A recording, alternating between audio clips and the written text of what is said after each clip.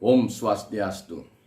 Assalamualaikum warahmatullahi wabarakatuh. Salam sejahtera untuk kita semua. Salam Namo Buddhaya. Selamat siang pada handai tolan dimanapun Anda berada. Siang hari ini izinkan saya mengambil waktu, menyita waktu Anda sedikit, mungkin 10-15 menit ke depan, berkaitan dengan satu hal yang ingin saya sampaikan kepada handai tolan semua, sehingga kita sama-sama memiliki pemikiran satu frame dalam rangka menjaga wilayah kita, menjaga negara bangsa kita, menjaga desa wilayah kita, kelurahan kita, kecamatan kita, kabupaten kita, provinsi kita menjadi semakin baik, semakin terjaga, semakin harmoni. Apa itu? Jadi saya tergelitik dengan berita viral tentang kasus pembunuhan Vina di Cirebon yang terjadi 8 tahun lalu, kemudian viral beberapa hari ini, beberapa minggu ini karena dibuatkan filmnya. Kemudian pihak kepolisian tersentak dengan film itu, kemudian mengungkap kembali kasus itu. Jadi poin pentingnya adalah tidak sekedar kasusnya Vina di Cirebon, tetapi ini untuk pembelajaran kita semua. Karena kita semua punya anak, punya cucu mungkin yang lebih senior, anak yang remaja, cucu yang remaja mungkin. Ini penting untuk kita semua. Nah, kasus Vina ini, dari film itu ternyata ada pelaku 11 orang, tetapi yang diproses hanya 8 orang. Sehingga 3 orang belum diketahui. Nah, ini 3 orang itu Peggy alias Perong alias Egi. Ya, ini sebenarnya ya bisa dikatakan dari cerita itu adalah aktor utama yang menginginkan Vina diperlakukan tidak baik, dan Eki ya aktor intelektualnya bahasanya. Kemudian ada Andi yang kedua, dan yang ketiga Dani.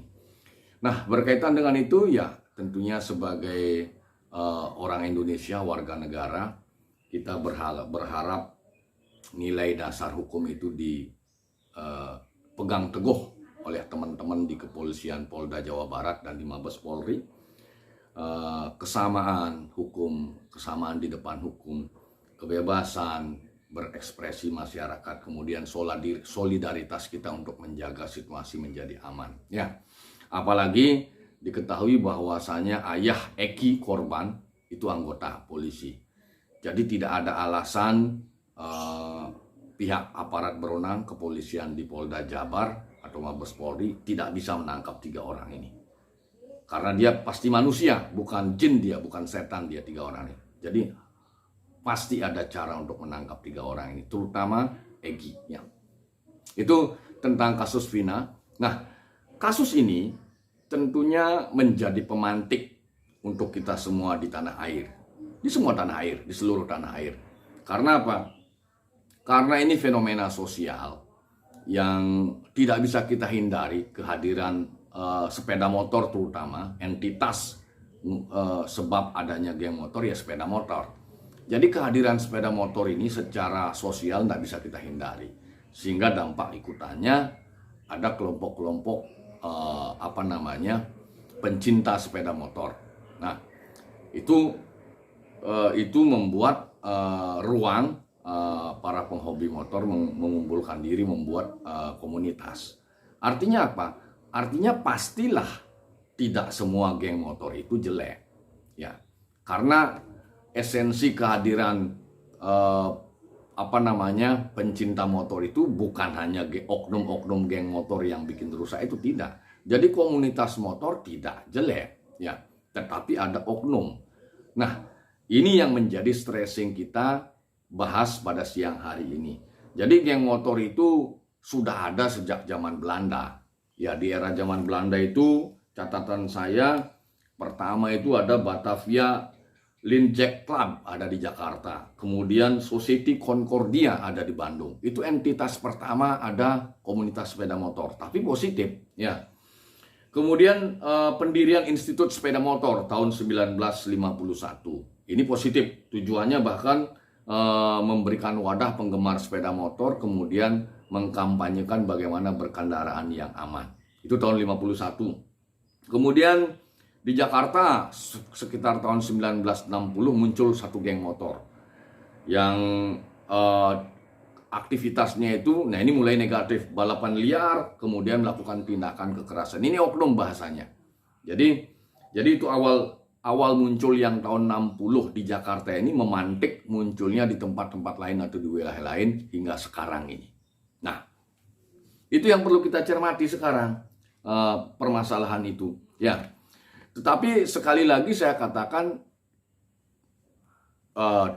komunitas sepeda motor tidak jelek. Jadi ada oknum yang menyalahgunakan, mencoreng nama baik komunitas sepeda motor. Ya.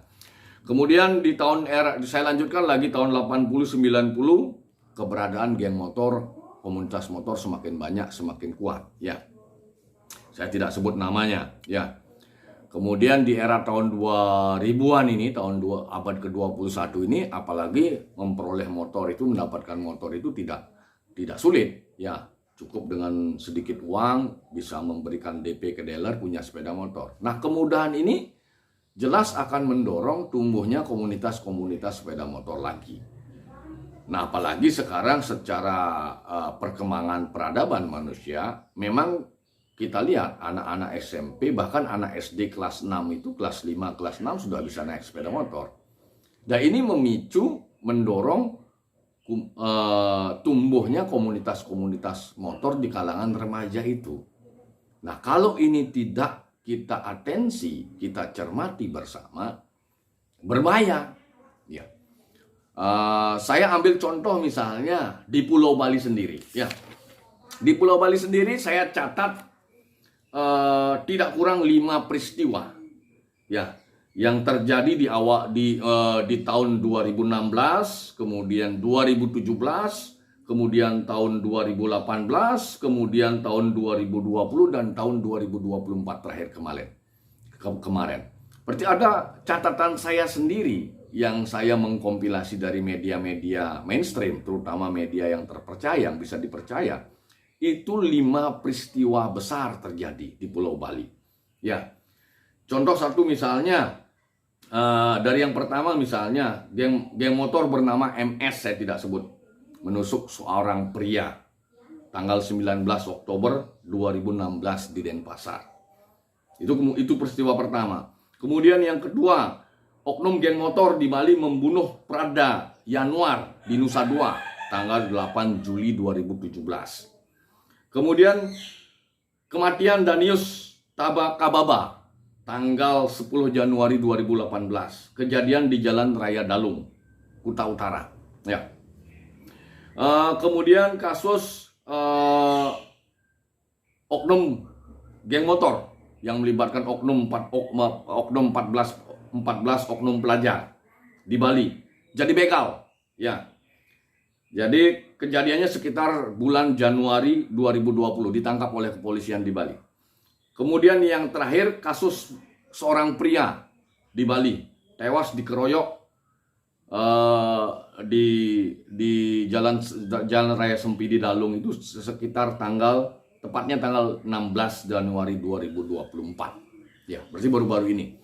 Nah, 5 peristiwa ini bisa menjadi pemantik khususnya kepada kita di Bali, di Provinsi Bali, juga bisa digunakan pemantik oleh saudara-saudara di tempat lain, di provinsi lain, untuk mengambil langkah strategis.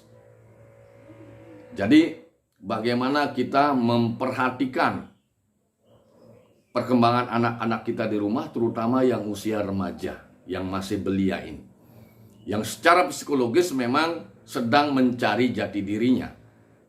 Jadi kalau kita tidak waspada, kita tidak cermat terhadap perkembangan anak-anak remaja, tidak hanya anak kita, keponakan kita, keluarga kita, bisa jadi mereka akan tergelincir masuk ke lubang itu.